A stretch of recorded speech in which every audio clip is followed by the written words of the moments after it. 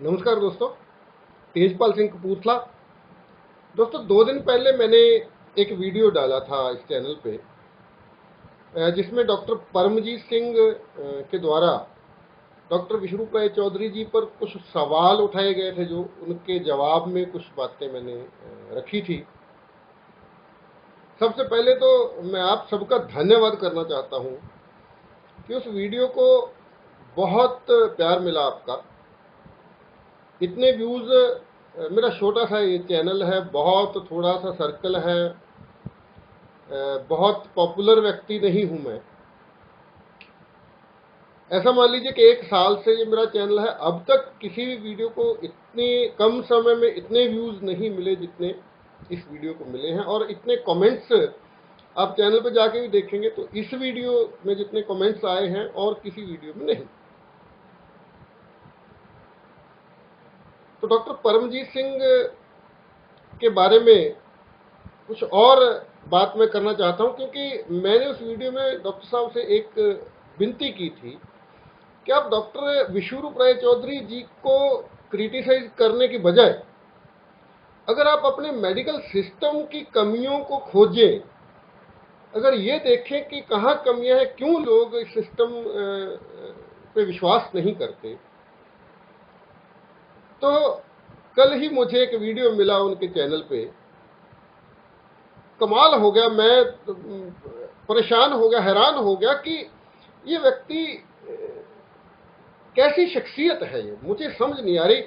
ये व्यक्ति ये बोल रहा है, तो उस वीडियो का मतलब टाइटल ही ये है कि भारत के 92% लोग, 92% लोग, भारत के 92% लोग मॉडर्न मेडिकल सिस्टम पे, अस्पतालों पे और डॉक्टरों पे विश्वास नहीं करते। ये डॉक्टर परमजीत सिंह ने अपने वीडियो में बोला।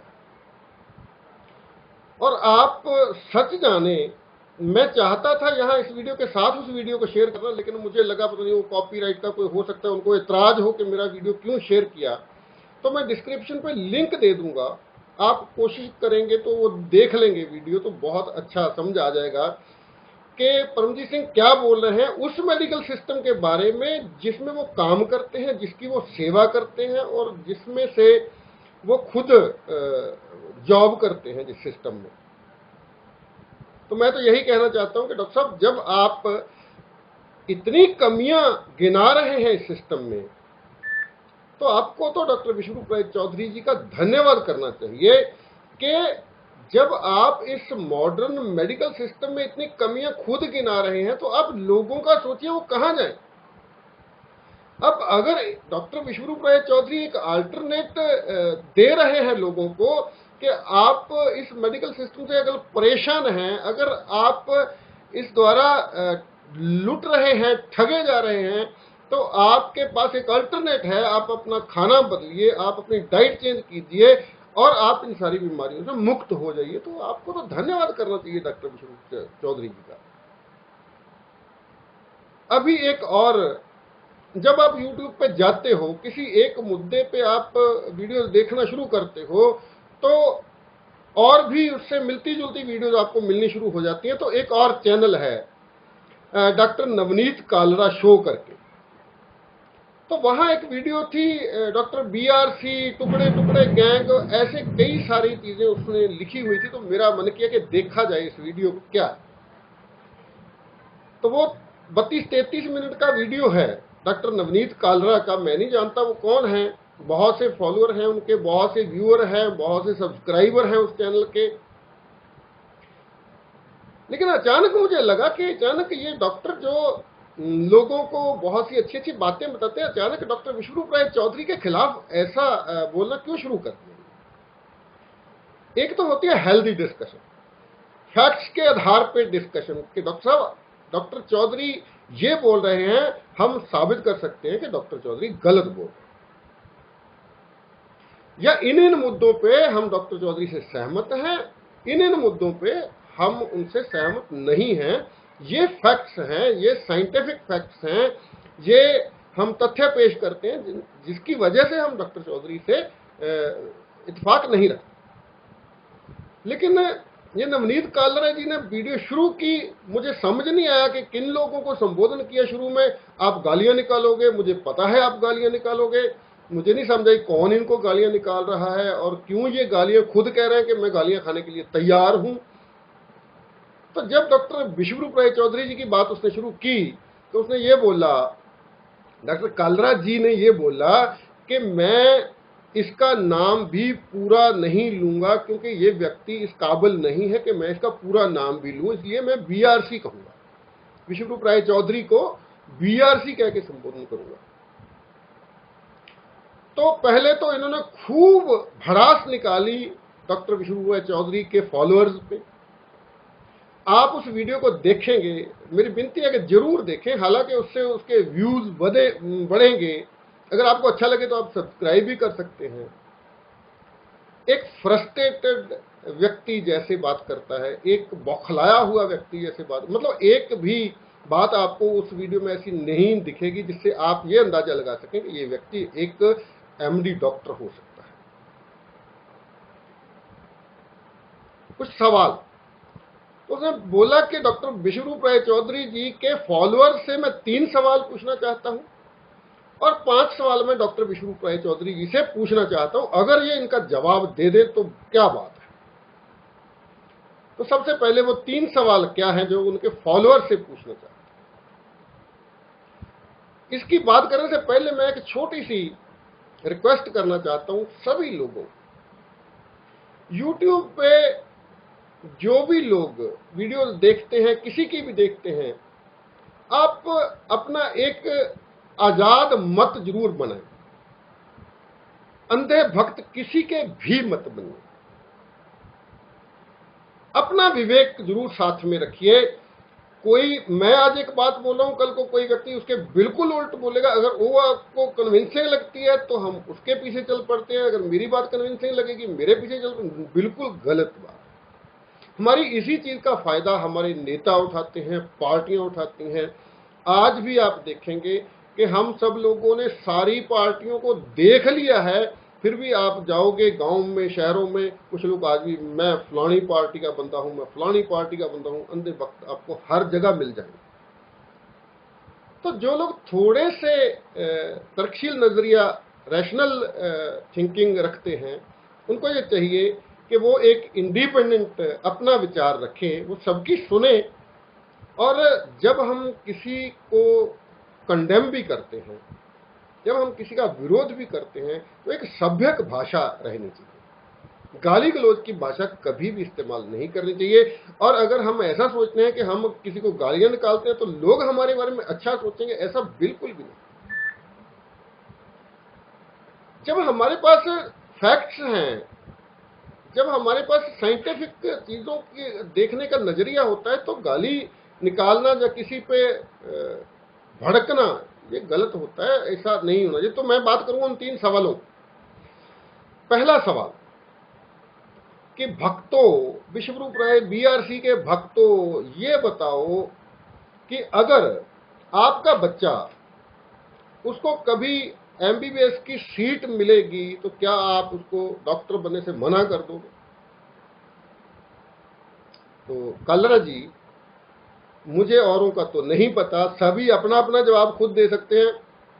मैं तो, मेरा बेटा तो बीटेक करके निकल गया, अब उसके एमबीबीएस करने की कोई संभावना नहीं है, लेकिन ईमानदारी से बोलता हूं, अगर आज वो कहता कि मुझे एमबीबीएस करनी है तो मेरा जवाब ये होता कि बेटा, मैंने कुछ समय तक कुछ किताबें पढ़ी हैं, कुछ ट्रेनिंग ली हैं, और मैं एक एमबीबीएस डॉक्टर से अच्छा किसी को ट्रीट कर सकता हूं, तो ये फजूल है, मत कर एमबीबीएस की डिग्री।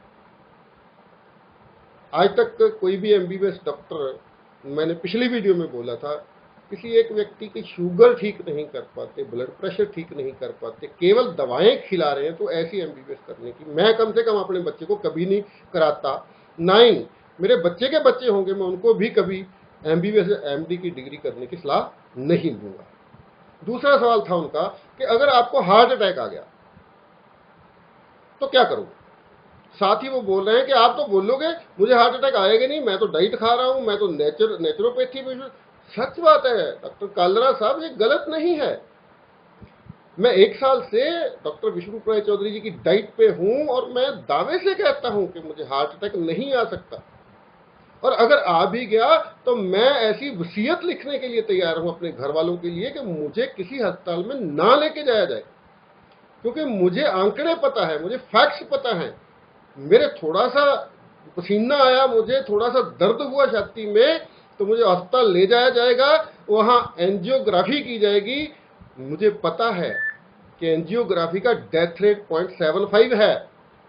अगर 4 लोगों की एंजियोग्राफी करोगे तो उसमें से 2 मर जाएंगे।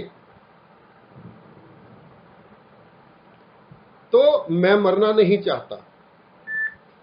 आप कभी भी किसी मरीज से ये फॉर्म तो साइन करवा लेते हैं कि अगर आपको कुछ हो गया तो जिम्मेवार हम नहीं हैं, लेकिन पेशेंट को कभी ये नहीं बताते कि 100-200 मरीजों में से 1.5 या 400 मरीजों में से 3 लोगों की मृत्यु एंजियोग्राफी करते करते हो जाती है। ये साइंटिफिक आंकड़ा है, ये डेथ रेट है एंजियोग्राफी का।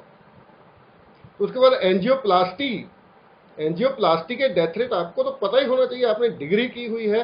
तो मैं कभी भी अपनी फैमिली को नहीं बोलूंगा कि मुझे या मेरी फैमिली में किसी को अगर हार्ट अटैक आता है तो मुझे पता है, मुझे ज्ञान है उस हार्ट अटैक को कैसे हैंडल करना है। ये ट्रेनिंग मुझे डॉक्टर विष्णुप्रिया चौधरी जी ने दे दी हुई है।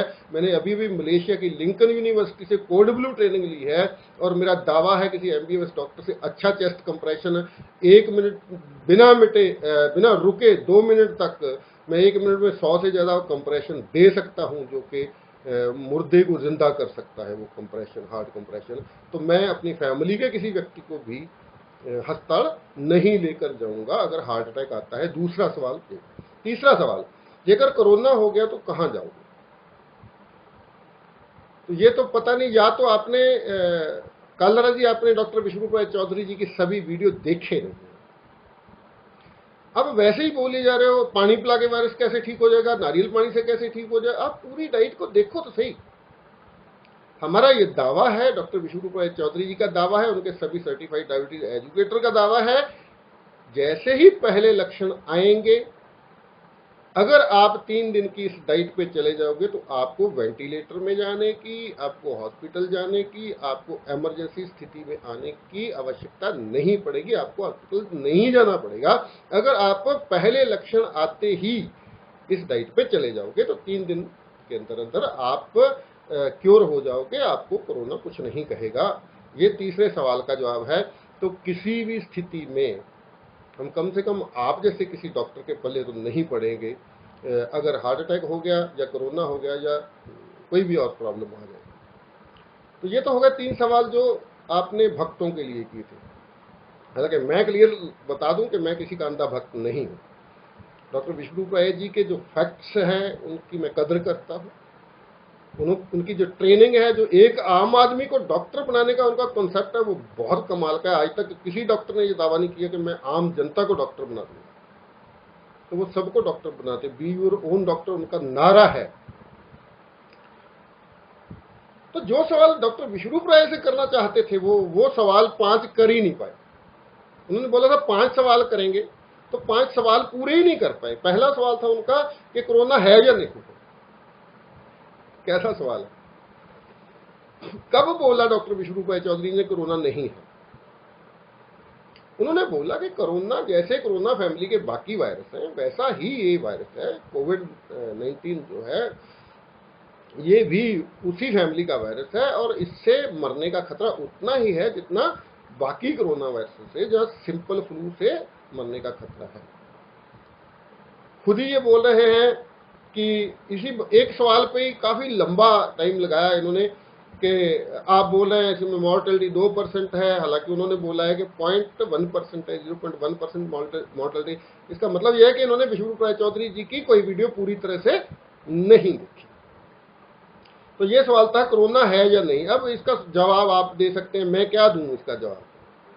ये इनको चाहिए कि कोरोना पे मैं जानकारी देना चाहता हूं कालरा साहब को और डॉक्टर परमजीत सिंह जी को भी बोलना चाहता हूं कि अभी मेरी जानकारी में तो नहीं है कि हिंदुस्तान में, भारत में किसी व्यक्ति ने 1200 पन्नों की कोई किताब कोरोना पे लिखी हो, प्रकाशित की हो और ये दावा किया हो कि उस किताब में से जो भी फैक्ट अनसाइंटिफिक होगा, गलत होगा, हर एक के लिए मैं 1 लाख रुपया इनाम दूंगा। 1200 पन्नों की किताब, एक व्यक्ति है पूरे भारत में जिसने वो किताब तैयार की है, लोगों के पास पहुंचा दी है। उसकी वेबसाइट, उनकी वेबसाइट पे फ्री उपलब्ध है, आप डाउनलोड कर सकते हैं, पढ़ सकते हैं। और डॉक्टर विष्णु राय चौधरी जी का नाम वहां से हटा के अपना नाम डॉक्टर काला लिख के भी उनको सर्कुलेट कर सकते हैं। ये अधिकार डॉक्टर साहब ने, डॉक्टर चौधरी ने दे दिया है। तो दूसरा सवाल क्या है, क्या प्रधानमंत्री बेवकूफ है? अब सवाल देखिए, एक व्यक्ति का आईक्यू देखिए, उसका एजुकेशन लेवल क्या हो सकता है, पता नहीं, उसने एमडी की डिग्री तो की है, उसका लेवल देखिए बात करने का। क्या प्रधानमंत्री बेवकूफ है? अब क्यों जी, कोई व्यक्ति, कोई अच्छा नागरिक अपने प्रधानमंत्री को क्यों बोलेगा? तो उनका ये कहना ये था, भावार्थ ये था कि देखो जी सरकारें इतनी डरी हुई हैं, लॉकडाउन है, ये है, वो है, क्या सरकारें मूर्ख हैं, बेवकूफ हैं, आप बोलते हो ऐसा है। तो दूसरा सवाल में कोई दम नहीं था। तीसरा सवाल उनका क्या है कि आप डाइट की फीस क्यों लेते हो, आप कोर्स करवाते हो, उसकी फीस क्यों लेते हो? तो मैं बता देना चाहता हूं, सभी लोगों को भी बता देना चाहता हूं, आप सबको बता देना चाहता हूं, डॉक्टर चौधरी डाइट की कोई फीस नहीं लेते। उनकी हर किताब में, उनके हर वीडियो में डाइट एक्सपोज है, क्या डाइट लेनी है। मैं इस वीडियो में भी आपको बता देना चाहता हूं कि उनकी डाइट में केवल ये है कि आपको अपनी बॉडी के वेट का 2%, बॉडी वेट का 2%, अगर आपका बॉडी वेट 80 किलो है तो 2% हुआ 1600 ग्राम। 1600 ग्राम फल और सब्जियां अपनी डाइट में शामिल करनी है, दैट्स इट। यही डीआईपी डाइट है। या अपना बॉडी वेट इंटू 20, 80 को 20 से गुना करेंगे, अगर 80 किलो आपका वेट है, 20 से गुना करेंगे तो 1600 ग्राम बनेगा। इसमें से आधे फल और आधी सब्जियां।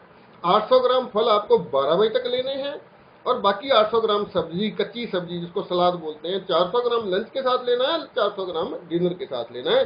और इसके साथ 2 काम और करने हैं, आपको एनिमल फूड नहीं लेना है इंक्लूडिंग मिल्क, और आपको इंडस्ट्रियल फूड पूरी तरह से नहीं लेना है, डब्बा बंद भोजन कोई नहीं करना है। और रिफाइंड फूड जो है, वाइट शुगर, रिफाइंड ऑयल और रिफाइंड साल्ट, ये नहीं लेना है।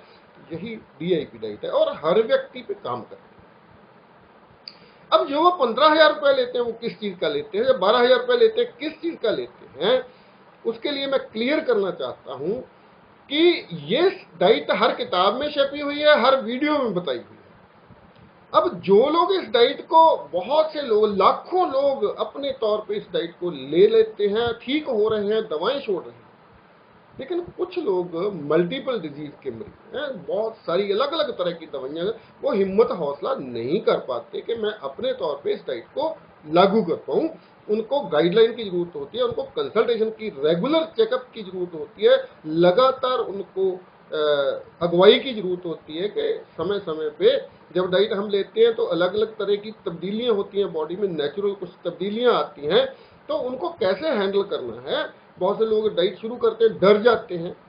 तो जब आप किसी व्यक्ति को सर्विस दोगे, उसके लिए आप एक मेडिकल टीम का इंतजाम करोगे, एक ऑफिस का इंतजाम करोगे, और वो मेडिकल टीम पेड होगी, तो वो सारे खर्चे चलाने के लिए आपको फीस लेनी ही होगी। ये 12,000 या 15,000 फीस उसी व्यक्ति से ली जाती है जो ये बोलता है सर मैं खुद ये डाइट नहीं कर सकता, मुझे डर लगता है, मैं आपकी गाइडलाइन चाहता हूँ। मैं आपसे सर्विस, 3 दिन के लिए उनकी टीम मॉनिटर करती है पेशेंट को, एक मोबाइल ऐप है, उस ऐप के जरिए मॉनिटर करती है। तो मुझे नहीं लगता ये सवाल कोई सवाल है कि आप फीस क्यों लेते हो। तो अगला सवाल था कि आप जो कोर्स करवाते हो इसकी वैल्यू क्या है। तो काला जी मुझे नहीं पता सरकार के कागजों में इसकी वैल्यू क्या है, मुझे नहीं पता आपकी नज़र में उस कोर्स की वैल्यू क्या है। मैंने वो कोर्स किया है, मेरी नज़र में उसकी वैल्यू ये है कि अब मुझे अपने को तंदुरुस्त रखने के लिए, अपनी फैमिली को तंदुरुस्त रखने के लिए किसी डॉक्टर या किसी अस्पताल की जरूरत नहीं है। ये वैल्यू है उस कोर्स की। और उसके लिए अगर मुझे 15,000 या 50,000 भी पे करना पड़े तो मुझे लगता है वो बहुत अधिक नहीं है। इस ट्रेनिंग के लिए 5 लाख रुपया देना भी अधिक नहीं है। आपने खुद ही बताया है कि MBBS MD करने में कितना खर्चा आता है, रगड़ रगड़ के पढ़ाई करनी होती है। तो अगर इतने आसान तरीके से आप खुद का इलाज करना सीख जाएं, उसके लिए आपको 10, 15, 20,000 देना भी पड़ता है, तो ये कोई बड़ी बात नहीं है। ये सवाल चौथा और पांचवा सवाल वो कर ही नहीं पाए। खुद को पता नहीं, आप दोबारा कालरा साहब को मैं विनती करता हूँ कि अपनी वीडियो को दोबारा देखें। आप अपना पांचवा सवाल रह गया है वो करें जरूर, मैं कोशिश करूंगा उन 5 सवालों के जवाब देने की। तो अब जो बहुत इंपॉर्टेंट चीज है, ये वीडियो भी पिछली वीडियो की तरह लंबा होगा।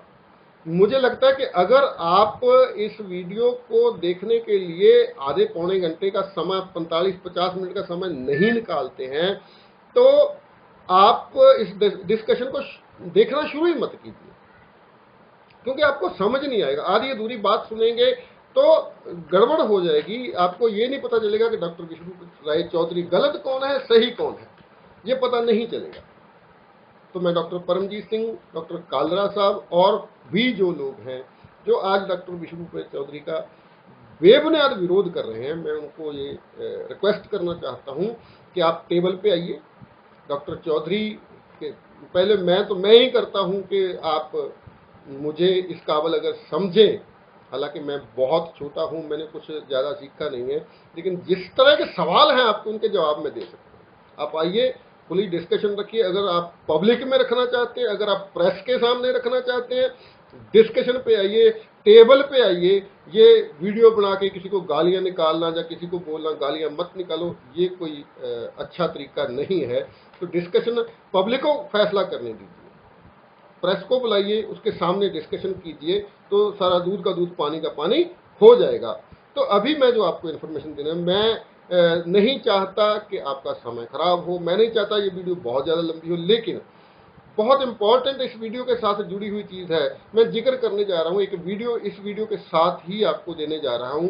बहुत इंपॉर्टेंट वीडियो, दुर्लभ वीडियो है, वो आपको शायद आज तक कहीं नहीं मिली होगी, जो मिली भी होगी तो आपने ध्यान नहीं दिया होगा। डॉक्टर BM हेगड़े एक ऐसी हस्ती है। मैं ये वीडियो इसलिए डालना चाहता हूँ क्योंकि ये लोग सवाल उठाते हैं डिग्रियों पे। इनको लगता है कि हमने मेडिकल की डिग्री ले बहुत बड़ा तीर मार दिया, हम जो बोलेंगे वो सच होगा, ऐसा नहीं है। डॉक्टर BM हेगड़े एक ऐसी शख्सियत हैं, मैं पहले उनकी वो बता दूं कि उनका रुतबा क्या है। कार्डियोलॉजिस्ट हैं, मेडिकल साइंटिस्ट हैं, एजुकेशनिस्ट हैं और ऑथर हैं। ये आप गूगल से लेंगे, BM हेगड़े लिखेंगे तो उनके बारे में सारी जानकारी आ जाएगी।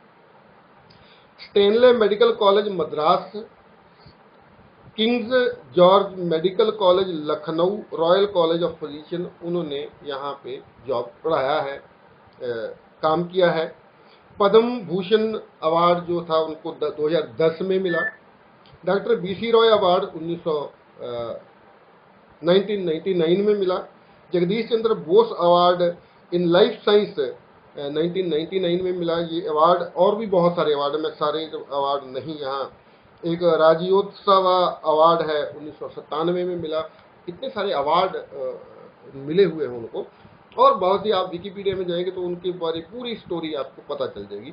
उनका एक वीडियो है, वो मौजूदा मेडिकल सिस्टम के बारे में क्या बोलते हैं। मैं विनती करूंगा आप सबसे कि इस वीडियो को इतना शेयर कीजिए, पहली वीडियो से 3-4 गुना ज़्यादा शेयर कीजिए, ताकि ये डॉक्टर नवनीत कालरा के पास पहुंचे और डॉक्टर परमजीत सिंह के पास पहुंचे, और आप इतने ज़्यादा लोगों के पास पहुंचाएं कि जिस मेडिकल सिस्टम के वो दावे कर रहे हैं। एक बात कालरा जी ने कही कि भक्तों आप अपने हाथ पे BRC की स्टैंप लगवा लो, कोई डॉक्टर आपका इलाज नहीं करेगा।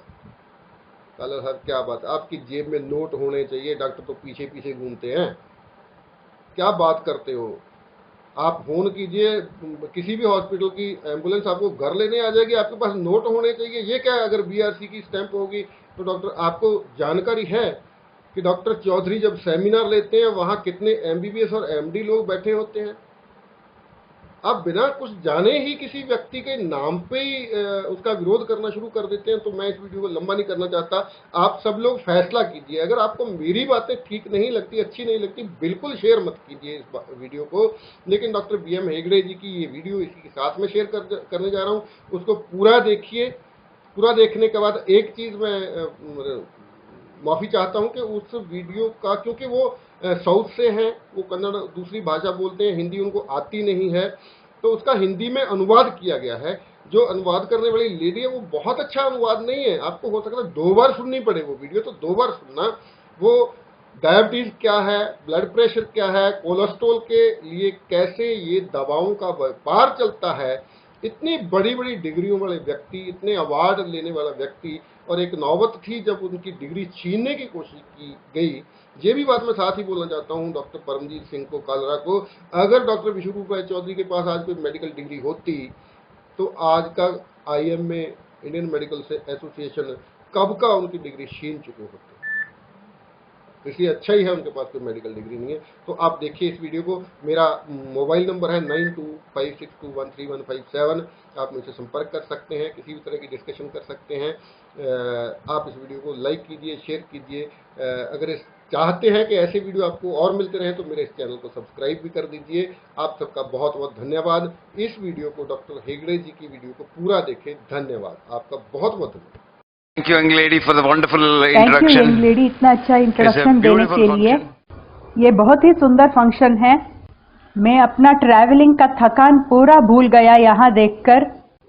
जो मेडिकल फील्ड में होना चाहिए वो नहीं होता है बिजनेस के वजह से।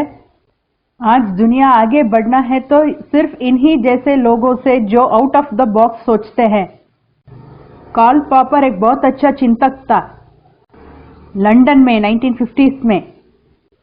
एक बार बोले, knowledge advances not by repeating known things but by refuting false dogmas. Dogmas मतलब झूठ, और मेडिसिन में झूठ यह है कि हर एक बीमारी को पिल है, यानी कि टैबलेट है, जो बिल्कुल सच नहीं है। इसलिए मैं 40 साल पहले ही इस सच को झूठ साबित किया एक किताब लिखने के जरिए, और वो किताब के नाम था What Doctors Don't Get to Study in Medical College। उन लोगों को इतना गुस्सा आया, वो मेरे डिग्री को छीनना चाहते थे। उन लोगों ने MCI को लिखा कि उसका डिग्री छीन लो, उसका प्रोफेसरशिप छीन लो, क्योंकि ये आदमी मेडिसिन के विरुद्ध ऐसा लिखा है। मैंने लिखा था कि हर बीमारी को दवाई नहीं होती, मगर हर दवाई बीमारी की तरफ खींचता है। उदाहरण के लिए, आप अपने ब्लड शुगर को नीचे लाने के लिए कुछ कीजिए आर्टिफिशियली, कुछ केमिकल्स के साथ, उससे बहुत सारे साइड इफेक्ट्स होंगे। और डायबिटिक्स का मुख्य कारण इन्हीं मेडिसिन का होता है, बल्कि डायबिटीज से नहीं। और डायबिटीज को नेचुरली कंट्रोल में लाना है। और यही एग्जैक्टली मेरा अच्छा दोस्त, एक हैंडसम दोस्त प्रमोद ने किया, और उसके साथ उसका धर्म पत्नी भी साथ दिया है। मैं इनको आशीर्वाद देता हूं कि वो बहुत सक्सेसफुल बने और हमेशा सुख से रहे, और भगवान उनको आयुष आरोग्य दे इस ज्ञान को आगे लेने के लिए। मैं आपको कुछ बताता हूं। मेरे हिसाब से एक शू मेकर था, उसके प्रॉब्लम को एक स्पेशलिस्ट के पास लेके गया, जो उस प्रॉब्लम को और ज्यादा प्रॉब्लम बना दिया। सिर्फ एक धैर्यशाली, बहुत ही इंटेलिजेंट आदमी ही बीमारियों को रिवर्स कर सकता है। धैर्य बहुत ही इंपॉर्टेंट है। जैसे मैंने पहले बोला, हार्ट डिसीज को बाईपास सर्जरी, एंजियोप्लास्टी से ठीक नहीं करना चाहिए। लोग मुझे मारेंगे ये सुन के। रिसेंटली मुझे स्ट्रोक हुआ और सभी ने विश किया कि मैं ठीक नहीं होना चाहिए। यह आदमी जगत के लिए बाधा है। यह आदमी हमें अपना मेडिकल बिजनेस करने नहीं देता है, कुछ भी बोलता है। मेडिसिन बिजनेस नहीं है, मेडिसिन एक जुनून है। आप प्रतिबद्ध है उसको करने के लिए। और भारत में हम भारत के मन के विचार के तरह सोचते नहीं हैं, क्योंकि हमें भारतीय मन नहीं है। और लकीली ये प्रमोद सच्चा आरएनआई नहीं बना है। आरएनआई का मतलब है रेसिडेंट नॉन इंडियन। हम लोग भारत में रहते हैं पर अमेरिकन के तरह सोचते हैं।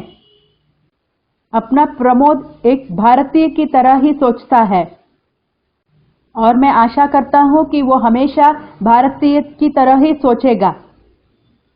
और प्रमोद ने ये पहला बार दिखाया है कि डायबिटीज मेडिसिन के बजाय ही ठीक कर सकते हैं, मेडिसिन के बिना ही ठीक कर सकते हैं। और डायबिटीज डॉक्टर के एफर्ट से बिना ही ठीक कर सकते हैं।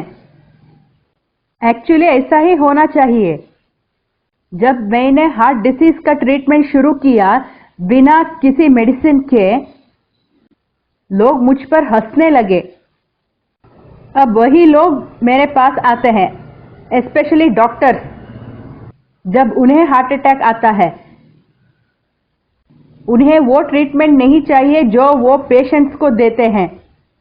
और कई डॉक्टर्स ये नहीं चाहते हैं कि लोगों को पता चले कि वो मेरे पास आए हैं हार्ट अटैक की ट्रीटमेंट के लिए। वो चुपके से आते हैं, सीक्रेटली आते हैं, मुझसे ट्रीटमेंट लेते हैं और चले जाते हैं। ये प्रकृति है। अगर आज मेडिसिन एक स्टेप आगे गया है तो ये प्रमोद के वजह से, जिसने एफर्ट किया कि डायबिटीज नेचुरली ठीक हो सकता है। एक पारंपरिक चिंतन यह है कि अगर आपको डायबिटीज आ गया तो आपको जल्दी ही डॉक्टर के पास जाना है, इंसुलिन लेना है, कोई मेडिसिन लेना है। इसलिए ये वेस्टर्न लोग उसको बड़ा भाव देते हैं। मुझे लगता है इसलिए शिंदे जी नोबेल प्राइज के बारे में बात कर रहे थे। नोबेल प्राइज सिर्फ उनको दिया जाता है जिस विषय में कुछ दम हो। उदाहरण के लिए जब इंसुलिन को खोज किया तो तुरंत ही उसको नोबेल प्राइज दे दिया।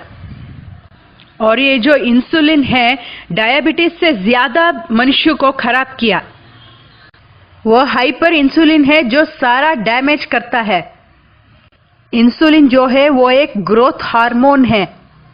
इसलिए जब आप एंडोजिनस या एक्सोजिनस हाइपर इंसुलिनिमिया पैदा करते हैं तब सारे वैस्कुलर डिसीजेस शुरू हो जाते हैं, जैसे heart, kidney, liver, eyes, lungs सब डैमेज हो जाते हैं। आपके पैरों तक डैमेज हो जाती है। मगर इंसुलिन लेवल हाई होने से पहले आप ठीक ही रहते हो। ऐसे आपको वेस्टर्न मेडिसिन गुमराह कर देता है। ये वेस्टर्न मेडिसिन जो है वो ये रिडक्शनिज्म नाम पे गलत विज्ञान को अपनाया है। किसी ने कैंसर के बारे में बात कर रहे थे। हमें कैंसर क्या है ये पता है मगर क्योर कैसे करें ये नहीं जानते। और फिर भी ट्रीटमेंट दिए जा रहे हैं ये जान के भी कि कैंसर को कोई ट्रीटमेंट नहीं है। ट्रीटमेंट्स जैसे कीमोथेरेपी और बहुत सारे ऐसे ट्रीटमेंट्स हम अच्छी तरह जानते हैं कि ये सब काम नहीं करता, फिर भी हम ऐसे करते हैं क्योंकि ये बड़ा बिजनेस बन गया है। आपको आश्चर्य होगा अमेरिका में कैंसर का बिजनेस $2.5 ट्रिलियन बिजनेस है। इसलिए हम इसको यादगार करना चाहते थे। और 75% कैंसर इसलिए हो रहा है अल्कोहल और स्मोकिंग से। और कोई भी गवर्नमेंट अल्कोहल और स्मोकिंग को बैन करने में लगी नहीं है क्योंकि गवर्नमेंट को इससे बहुत टैक्स मिलती है और गवर्नमेंट इसी टैक्स से चलती है। गवर्नमेंट को बहुत सारा पैसा टोबैको और अल्कोहल से मिलती है। इसलिए हमें कैंसर चाहिए और कैंसर जाना नहीं चाहिए क्योंकि कैंसर एक बहुत बड़ा बिजनेस है आज। अगर कैंसर बीमारी चली गई और कैंसर बिजनेस बंद हो गया, आपको आश्चर्य होगा सारे इंडस्ट्रीज बंद हो जाएगा। बहुत सारे इंडस्ट्रीज क्लोज हो जाएंगे। ऐसे ही अगर डायबिटीज चली गई, प्रमोद के एफर्ट्स के लिए बहुत शुक्रिया। बहुत सारे इंडस्ट्रीज सफर करेंगे। आपको पता है इंसुलिन का इंडस्ट्री कितना बड़ा इंडस्ट्री है? अभी इंसुलिन पेन, इंसुलिन ये, इंसुलिन वो, ये इंसुलिन का बिजनेस तो मल्टी मिलियन डॉलर बिजनेस हो गया है। ये सारे इंसुलिन का इंडस्ट्रीज बंद हो जाना चाहिए, क्योंकि डायबिटीज एक मामूल बीमारी है। डायबिटीज सिर्फ मनुष्य के शरीर में एक बदलाव है। डायबिटीज शुगर का बीमारी नहीं है। शुगर बस एक सूचक है। डायबिटीज लिवर का डिजीज है, जहां चयापचय डैमेज हो जाता है। इसलिए आपको पूरा मनुष्य के शरीर को तपासन करना चाहिए। और पूरा मनुष्य के शरीर में बहु मुख्य बात क्या है? वो मनुष्य का दिमाग है। Never mind. आपके डॉक्टर भी यही समझता है कि आपका माइंड, जो दिमाग है, वो आपके ब्रेन में है। इसलिए दिमाग की बीमारियों को भी टैबलेट्स देके इलाज कर देते हैं। उदाहरण के लिए आपका जो ब्रेन है, माइंड आपका ब्रेन में नहीं है। याद रखिए, दिमाग ब्रेन में नहीं है। दिमाग एक चेतना है। पूरा मनुष्य का शरीर ही दिमाग है। अगर आपका दिमाग प्रसन्न है, आपका डायबिटीज चला जाएगा। अगर आपका माइंड प्रसन्न है तो आपका हार्ट डिसीज भी चला जाएगा। अगर आपका माइंड प्रसन्न है तो आपका कैंसर की बीमारी भी चली जाएगी। अगर आप किसी से द्वेष करेंगे तो आपका डायबिटीज का लेवल बहुत ही हाई हो जाएगा। आप किसी को द्वेष करोगे तो आपको कैंसर आ जाएगा।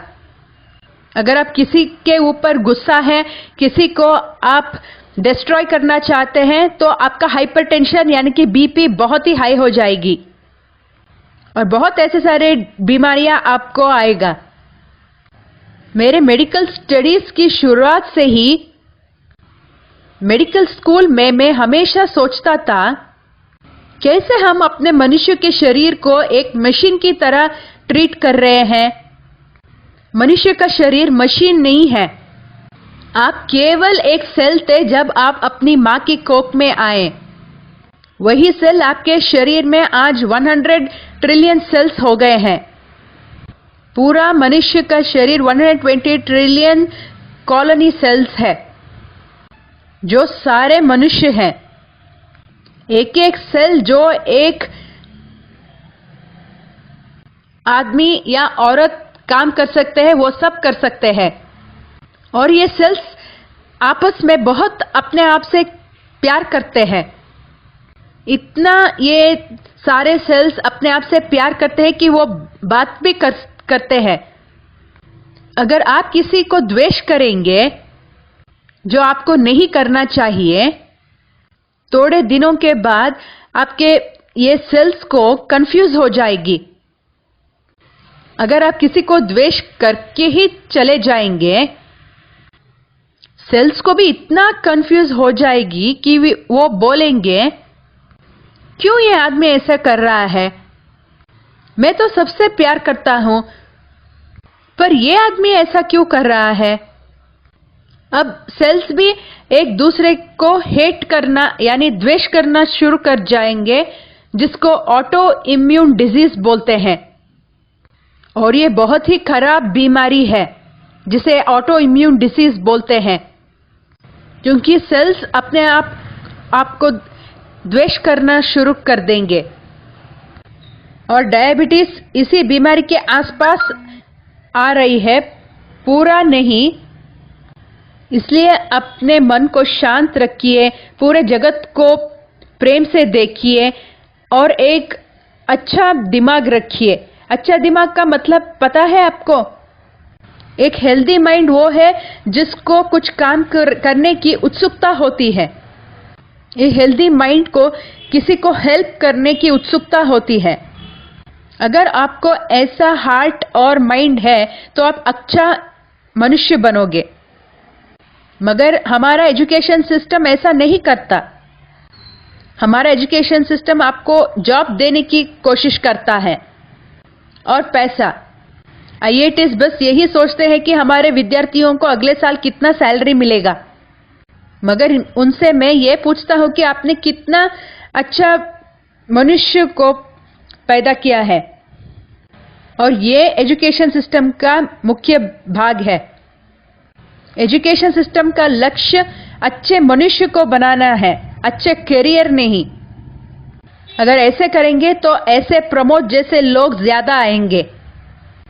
आज अगर आप एक डॉक्टर को पैदा करोगे तो उसे स्पेशलिस्ट बनना है, दूसरे दिन ही उसको हाउडी कार ड्राइव करना है या मर्सिडीज बेंज कार, या उसको एक गैजेट चाहिए और उसमें एंजियोग्राम डालना है, जिससे कोई पेशेंट्स आए तो उसको एंजियोग्राम करना है। और जो अत्याचार होते हैं प्राइवेट हॉस्पिटल्स में, वो सब मानने के लिए अपने आंखों से देखना है। डॉक्टर्स को ज्यादा काम करने के लिए फोर्स किया जाता है ताकि ओवर डायग्नोस करना, ओवर इन्वेस्टिगेशन करना, ओवर ट्रीटमेंट, और ये स्वीकार किया गया सच है। और एक हाल ही अध्ययन जो पिछले हफ्ते पब्लिश हुआ, कहा गया कि 2500 अमेरिकन डॉक्टर्स को इंटरव्यू किया गया। पता चला कि 50% जो डॉक्टर्स करते हैं वो पेशेंट्स की अच्छाई के नहीं है, बल्कि डॉक्टर्स की अच्छाई के लिए है। 50% एंजियोप्लास्टी बाईपास सर्जरीज जो करते हैं वो डॉक्टरों के भलाई के लिए है, हॉस्पिटल के भलाई के लिए है, पेशेंट्स की अच्छाई के लिए नहीं है। जब ये डेटा पब्लिश हुआ और लोगों को अच्छा करने के लिए पब्लिश किया तो ये लोगों को अच्छा नहीं लगा। आपको आश्चर्य होगा, अब हार्ट डिजीज को ट्रीट करने के लिए एक नया तरीका ढूंढा है। हार्ट अटैक के बाद आपको नॉर्मल बना सकते हैं नेचुरल मेथड से। और पुणे में जो मेरा डॉक्टर पेशेंट है विनोद मराठे, उसने इसको आगे लिया है कि अब ऐसे कुछ मेडिसिन हैं जो हार्ट अटैक के बाद पेशेंट्स को दी सकती हैं। मैं ये बोल रहा हूं क्योंकि ये सब बोलने के लिए एक धैर्य और कन्विक्शन चाहिए। प्रमोद जो कर रहा है वो बहुत ही श्लाघनीय है। ये प्रमोद बहुत ही बड़ा आदमी बनेगा और ये अपना ज्ञान को पूरे जगत में फैलेगा। और आज ज्ञान मेडिसिन के लोक में बहुत ही आगे गया है और डायबिटीज डॉक्टरों के एफर्ट या मेडिसिन के बिना ही कंट्रोल में कर सकते हैं और ये बहुत ही बड़ा इम्प्रूवमेंट है। उदाहरण के लिए पिछले जमाने में भी ऐसे ही था। बहुत सेंचुरीज तक लोग यही बोलते रहे कि सूर्य गोल गोल घूमता है, ज्ञान आगे नहीं गया। 7th सेंचुरी में कोपरनिकस ने कहा भूमि सूर्य के आसपास घूमता है, फिर ज्ञान आगे गया।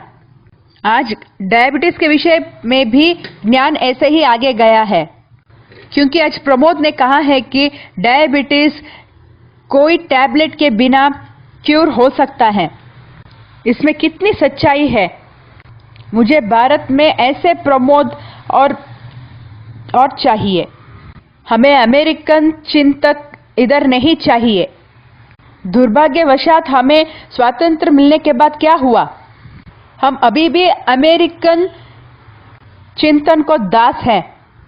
ये कोलेस्ट्रॉल बूथ को मैं पिछले 50 साल से फाइट कर रहा हूं और ये मैं बिल्कुल भी नहीं मानता कि कोलेस्ट्रॉल शरीर के लिए हानिकारक है।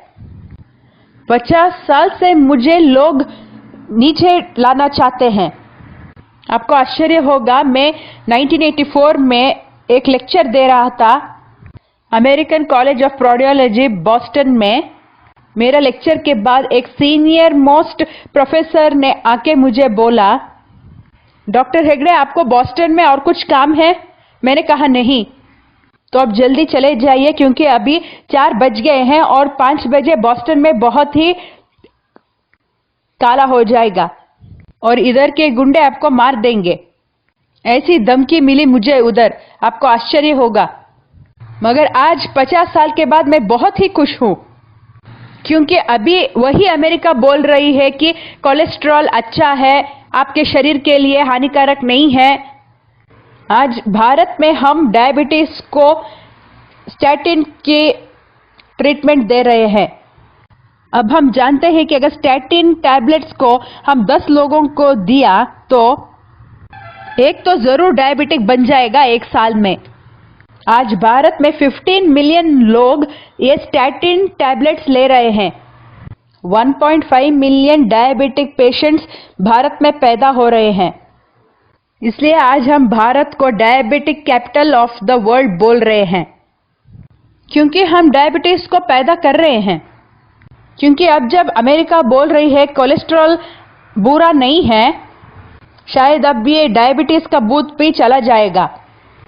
प्रमोद के एफर्ट से 2 भूत चले गए हैं डायबिटीज के एरिया में, स्टैटिन और दूसरे टैबलेट्स। और एक सीक्रेट बताता हूं, बाहर जाके किसी को नहीं बताइए, मीडिया वालों को भी नहीं। एक टैबलेट जो मैं पेशेंट्स को देता हूं उसमें 2 विषय है। एक ये है कि इसका मतलब ये नहीं कि मैं अगर आपको एक टैबलेट देता हूं तो वो आपको क्योर कर देगा। ब्लड प्रेशर टैबलेट को ही लीजिए। अगर बीपी पेशेंट को एक टैबलेट मुझे देना है तो 850 लोगों को मुझे बीपी के टैबलेट्स देके टेस्ट करना है अगले 5 सालों के लिए। उसको NNT बोलते हैं हमारे यहाँ, मतलब नंबर नीडेड ट्रीट। अगर बीपी लो करने के लिए मैं टैबलेट देता हूं तो वो 800 में सिर्फ 1% चांस है क्योर होना। आप बोलेंगे कोई बात नहीं, मैं फिर भी लूंगा, मगर कितना रिस्क ले रहे हैं आप। एक टैबलेट्स को कितना रिस्क होता है, कितना साइड इफेक्ट्स होता है। और ये जो मैं लोगों के ऊपर प्रयोग करता हूं, कितने लोग मर जाएंगे 5 साल में, कम से कम 16 लोग तो मरेंगे ही। और ऐसे प्रयोग से सिर्फ 1 आदमी बचेगा। ये सच्चाई सबको पता चल गया तो कोई टैबलेट्स नहीं लेगा। बहुत सारे डायबिटीज का टैबलेट्स बहुत ही डेंजरस है। इनमें थोड़े टैबलेट्स आपके किडनी को भी डैमेज कर देंगे और थोड़े टैबलेट्स आपके हार्ट को डैमेज करेंगे। ऐसे टैबलेट्स जैसे मेटमॉर्फिन वो किडनी को पूरे डैमेज कर देते हैं। मगर डॉक्टर्स तो इसके हाई डोसेजेस देते हैं क्योंकि वो उसका नतीजा देखना चाहते हैं। पेशेंट्स भी अपने रिपोर्ट से खुश हो जाते हैं। पेशेंट्स को वो जिंदा है मर गए वो उनको नहीं चाहिए, बस रिपोर्ट अच्छी होनी चाहिए। और हम लोग वो रिपोर्ट को भी कम ही दिखाते हैं क्योंकि मेडिसिन के कंपनी को भी खुश करना है। और एक समय था जब फास्टिंग शुगर 120 और खाने के बाद शुगर 180 होती थी। मेडिसिन कंपनी पैसा कमाना है ना, इसलिए वो स्लैब को कम करते आ गए। इतना वो स्लैब को नीचे लाए हैं, अब 180 हो गया है। ये सब इंडस्ट्री के प्रेशर से ऐसा हो रहा है। ये सब अमेरिकन वेस्टर्न लोग ऐसे हेल्थ गाइडलाइंस बनाते हैं और ऐसे गाइडलाइंस बनाने के लिए वो मेडिसिन के कंपनी से ब्राइब लेते हैं $मिलियन में। हमारे डॉक्टर्स तो बस अमेरिकन गाइडलाइंस ही फॉलो करते हैं। मैं उनको हमेशा बोलता हूँ वो गाइडलाइंस को आप फॉलो मत कीजिए, वो जेन्युइन नहीं है, ठीक नहीं है, वो साइंटिफिक नहीं है, बस बिजनेस कर रहे हैं। मगर नहीं, हम अपने डॉक्टर्स को समझाने में फेल हो गए हैं। बहुत ही मुश्किल है उनको समझाना। इसलिए दोस्तों, जब मैं इधर आया कल तो मुझे इतना खुशी मिली। मैं कल यही सोच रहा था ये मुक्तोत्सव मेडिसिन क्या है। जब ये दोनों कल मेरे होटल के रूम में आकर मुझे इसके बारे में समझाया, मुझे इतना खुशी हो गया, मुझे इतनी अच्छी नींद आई कि मेरा एफर्ट सब सफल हो गया। और मुझे खुशी हुई कि मैं इधर आया।